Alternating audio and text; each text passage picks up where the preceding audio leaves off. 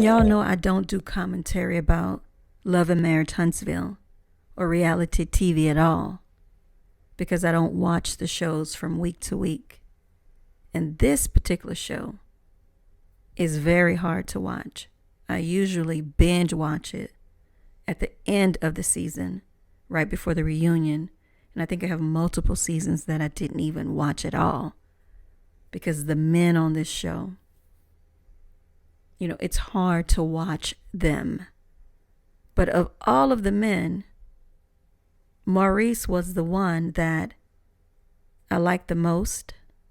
If I could use the word like, because it's hard to like Martell. It's hard to like Marcel. But you could kind of, like Maurice. But my goodness. By now, many of you have seen that interview that Maurice Scott did with Carlos King. And he doubled back and did another interview with Fox Soul. Both of them were horrible. Both of them. And I couldn't believe that he was given an opportunity to make it right. And he flat out refused to do it. With his wife sitting next to him, knowing that in that moment, that's exactly what she needed. And he refused to do it. I've been in Maurice's position. A spouse with a devastating diagnosis like cancer. And I would never behave like that. I certainly wouldn't do it on national TV. I wouldn't double down.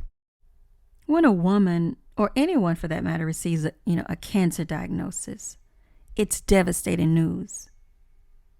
No one is ever prepared to hear from their doctor that they have the C word, that dreaded C word. I've seen someone not even respond to the doctor because they were so stunned, just hearing the doctor say you have cancer. It can feel like an out-of-body experience when you are in that moment. And I know because I've been in Maurice's shoes. My husband was diagnosed with cancer. You don't even know how to respond to the news. Because we all know what the first thought that can come to mind when you hear that word. Drop down in the comments with one word that comes to mind when you hear the word cancer. If I'm being honest, for me, it's death. It's death. When I heard it, when they said my husband had cancer, the first thing I thought about was, is this cancer going to kill my husband? Is it going to kill my husband? When you get that kind of diagnosis, it takes a minute to process that information. All you thinking about is death. When you hear it, you understand it, but you have to wrap your brain around, how is this going to alter my life? Not just, what it means, but what it could mean. Processing it takes a minute, anywhere from a few days to weeks to, for the initial shock of it to even wear off. Of course it varies from situation to situation, but you get the point. In my husband's case, everything moved so fast because there was an acute episode that landed him in the hospital. So, we get to the hospital and, they say, you have some bleeding, and they were explaining some things, and, we did some diagnostic tests, and we see some things we need you to get to Houston right away. So, within a week, there was a diagnosis of colon cancer, surgery, chemo, and eventually radiation. In Kimmy's situation, she was diagnosed with triple negative breast cancer. Triple negative breast cancer. Now, I don't know this from experience because I've never had cancer, but I've heard from women who have had cancer that a diagnosis of cancer that involves reproductive organs hit different as a woman. And I believe it. I believe them. I can see how having uterine, ovarian, or cervical or breast cancer, could make a woman feel doubly devastated, because that could feel like an attack on a female's womanhood. In this case, for Kimmy, triple negative breast cancer. And although she's not a childbearing age woman, she's not going to have another child that she needs to breastfeed. No woman wants to lose their breast. You could be 87. Your breast could be hitting your thighs. They could be in any condition, and you would not want to lose them. And I'm not suggesting that Kimmy had a mastectomy. I heard them speak of surgery. It could have simply been a lumpectomy where they just removed the lump. The point is, when you get that diagnosis, you don't know if you're going to lose your breast or not.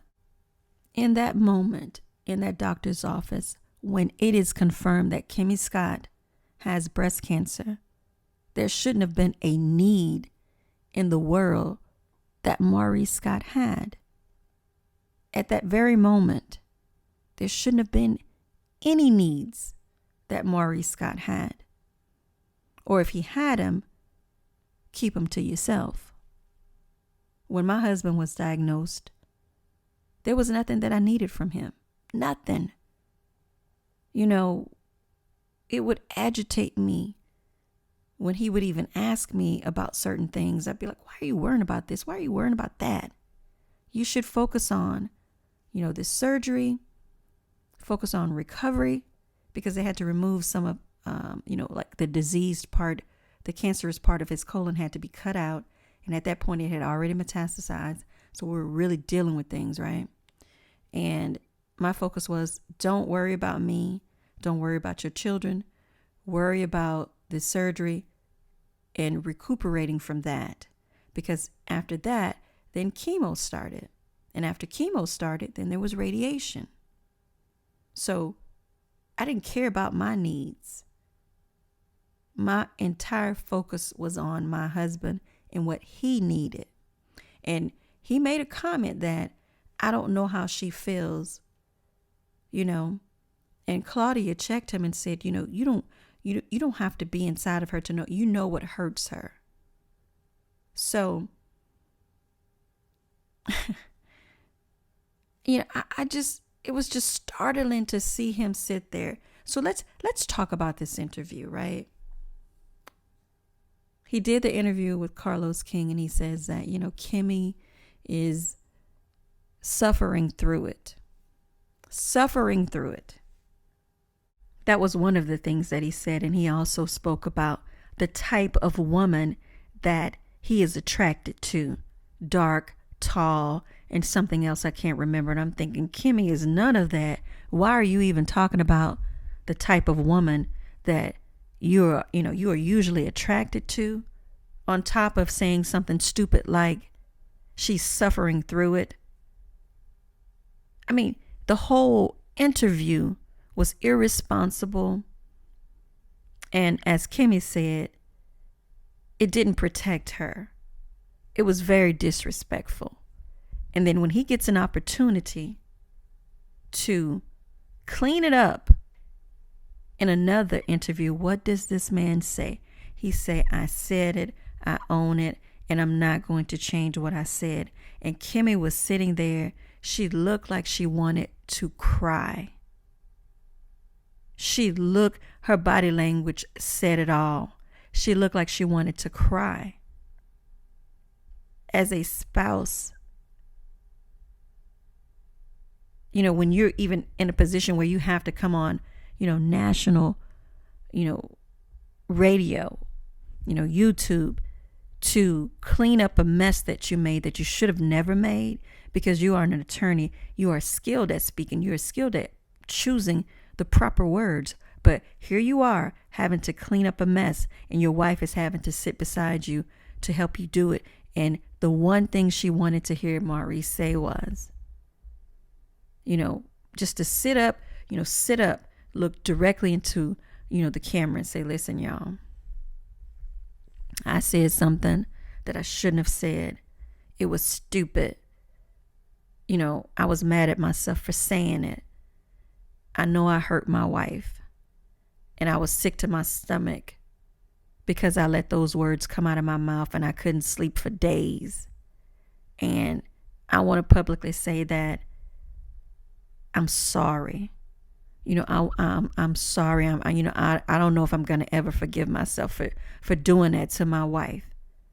That's all Kimmy, needed to hear was him tell the world that he really didn't mean to say what he said. And what this fool do? This fool sit up next to his beautiful wife that would put him before her. Put his needs before her needs. What he do? He sit there and double down.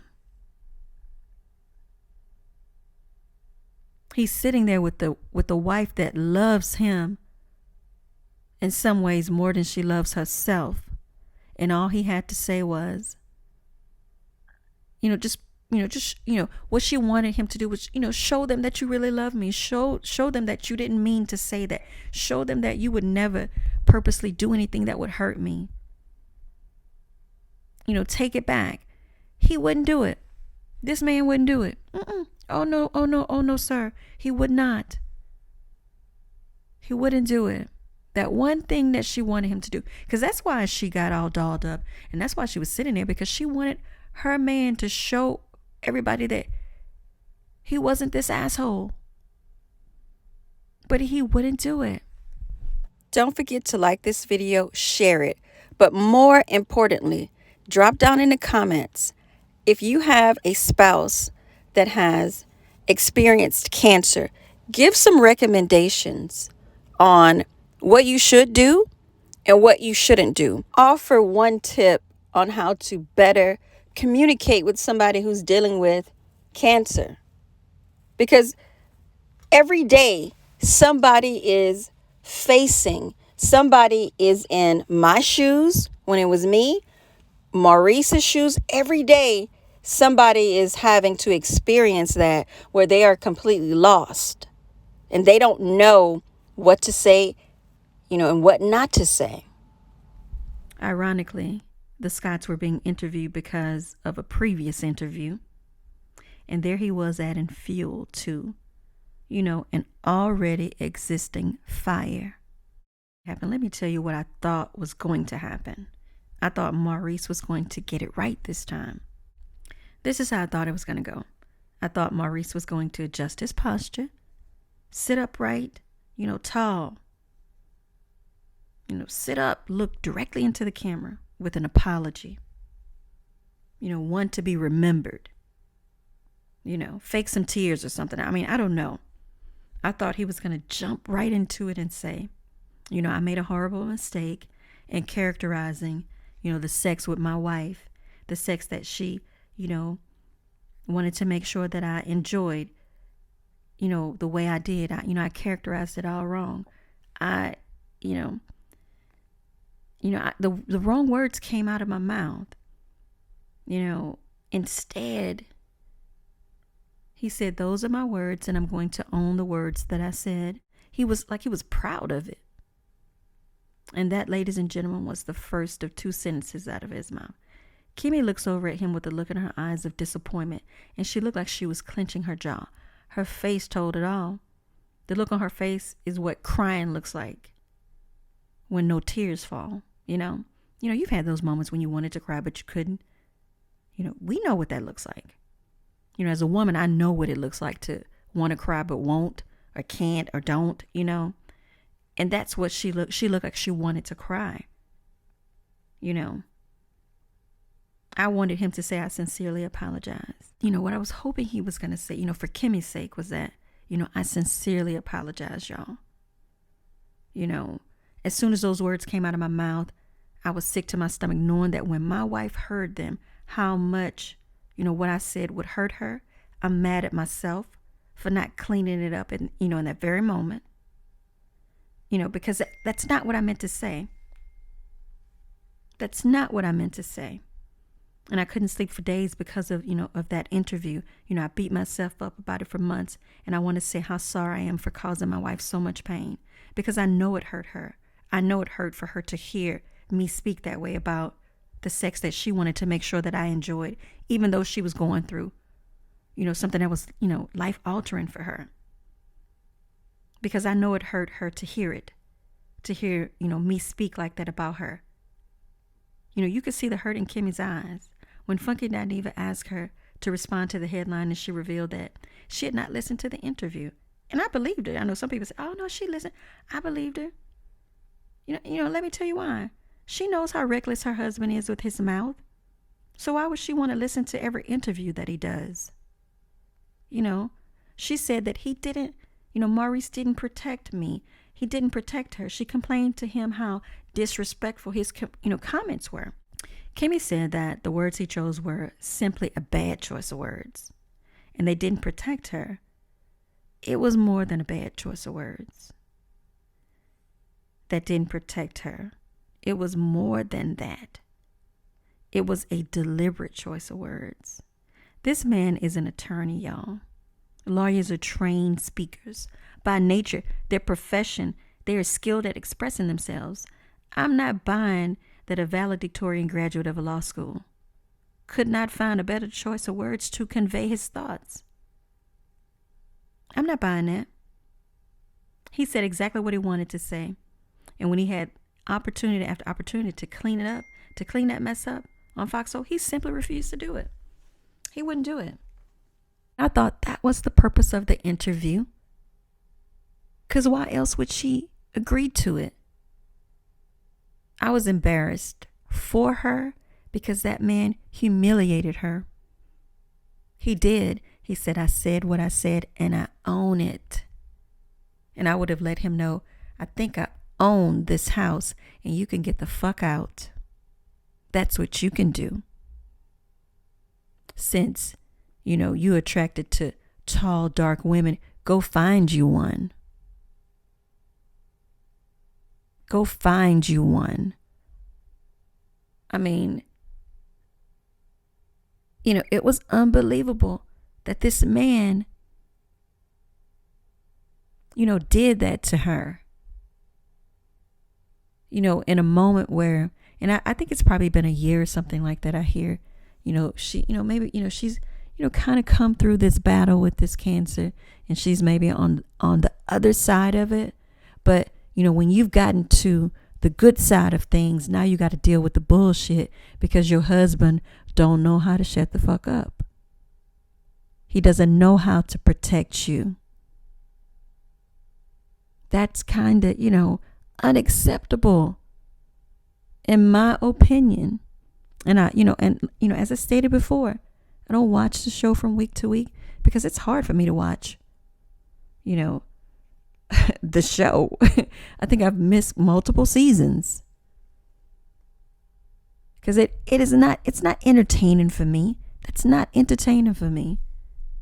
Marceau, pretending that, Tisha can't, fry 2 eggs, and Martell just, wiggling his little thing everywhere he can. I know the shows need to be interesting. I know there needs to be a little bit of drama, but oh my goodness. It looks like, something else can be, created since, it seems like whole narratives are being, produced. This is just crazy to me. But anyway, y'all, I gotta go because it is hot as hell. I need to get to a snow cone stand right away. Talk to you later, Shy. Good night.